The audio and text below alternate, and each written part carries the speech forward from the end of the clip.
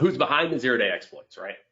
Well, zero-day exploits are generally, especially if they are discovered by the enemy versus being discovered by security researchers or us or the company involved in the vulnerability, they're high skill attacks, right? It takes resources to find and develop a zero-day exploit.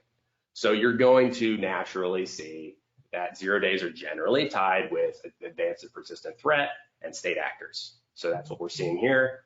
Cyber espionage groups linked to China were responsible for over half of the exploits in 2022, and that is no surprise, followed by Russia and North Korea. Yeah, and we'll see. We're going to talk about a couple of specific attacks later.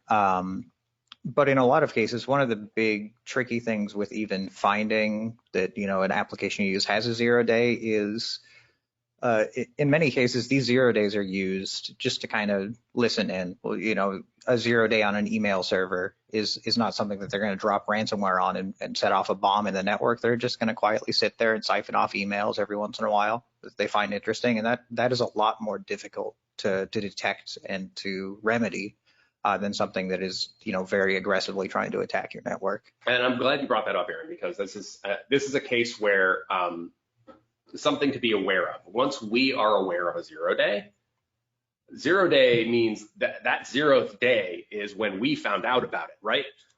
There are days prior that they could already be in. How long were they potentially exploiting this before we caught on, right? And oftentimes, day 0, we don't know the answer to that question. So we all have to be very paranoid about this problem. You hear about a 0 day, you assess whether or not it affects you, and if you assess whether or not it affects your systems, and then you look at the impact. You also look to see, hey, are they already exploiting it? And if that's a possibility, they might be in now. They may have been in for weeks prior to this, right? So it's very responsible, in fact, to be paranoid about this when you realize a 0 day could be affecting you. So that's why it's important to be able to determine, whether, there's a distinction between 0 days and other kinds of exploits. That's why it's so important.